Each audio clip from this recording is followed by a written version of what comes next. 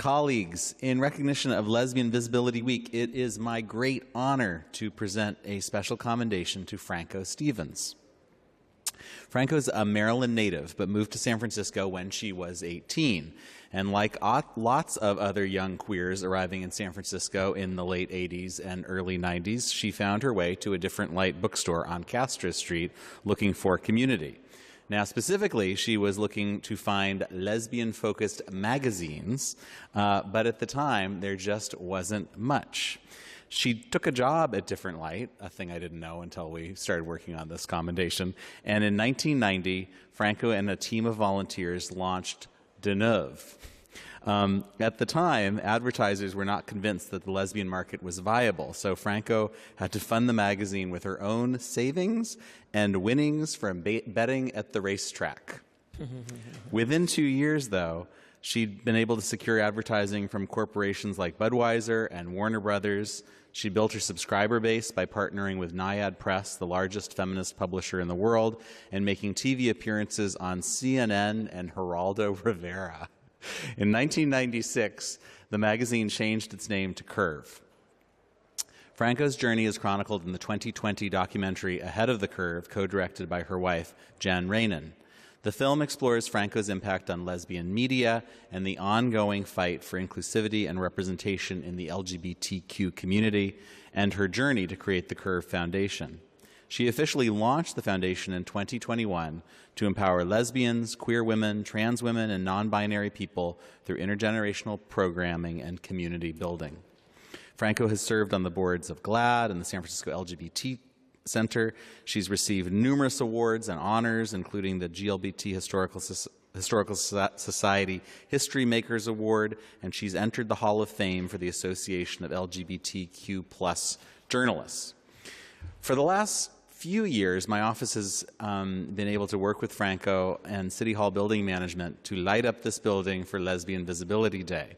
This year, Franco decided we should go bigger, and it has been a delight for my legislative aide, Anha, and I to work with her and Lex Rosenberg from the Curve Foundation and Rebecca Rolfe from the LGBT Center, who is here, thank you, Rebecca, on that project. This year, San Francisco has been and will continue celebrating Lesbian Visibility Week from April 21st through the 27th.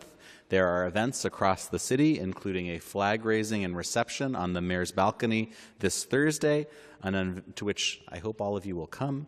An unveiling of the Living Lesbian Legends mural on Friday in the Castro, and the lighting of City Hall for the closing of Lesbian Visibility Week this Sunday evening. Franco, we love you, and the floor is yours.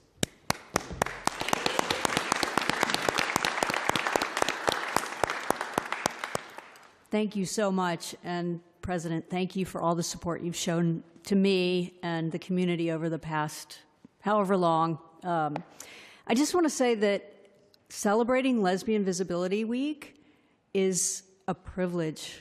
Being able to activate our community to come together with LGBTQ+ women, non-binary people, and have them all lifted up together is a dream that 19-year-old me coming to San Francisco, not having known another queer person, queer woman even existed. I didn't even know the word lesbian.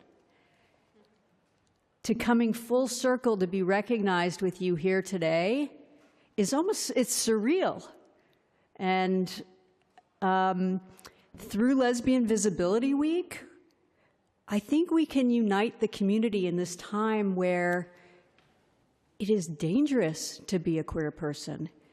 You know, we need to embrace our trans siblings as part of our community. And part of the reason why Lesbian Visibility Week was started in the first place is because there started to be this connotation that lesbians were not inclusive of trans people, which is completely not the case. There's a few people out there that are not supportive of the trans community.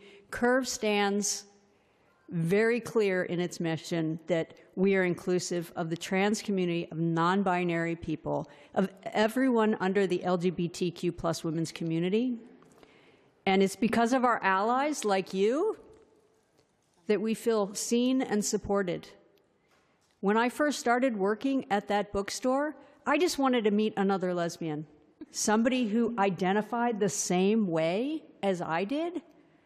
There was one other lesbian that worked there, and it was mostly gay men, and I felt like those gay men lifted me up. And it was a time in the early 90s that, we were faced with the AIDS epidemic, and my friends were taking care of all their gay brothers. And I've always felt this very kinship between the whole community, and that we need to stand behind each other and not think of it as like a little piece of the pie that, if gay men get one thing, lesbians can't have another thing. And being recognized today, I didn't do it by myself. Yeah, maybe I had the idea to start a magazine, and I did some crazy things like, betting all my money on a horse race to see if it could come to fruition. But it's the people behind the magazine for all these years and the women in the community that have made my work possible. I'd like to give a hats off to my wife and co-founder of the Curve Foundation, Jen Rainin.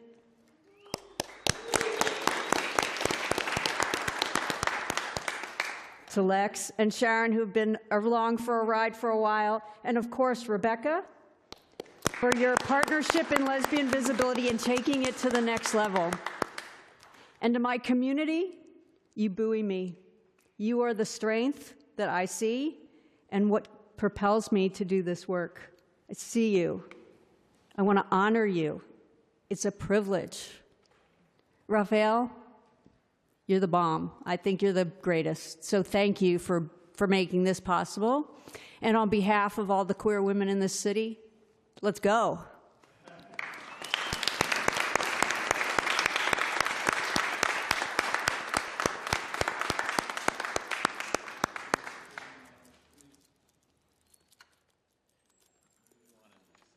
Okay. We can have everybody. Why not?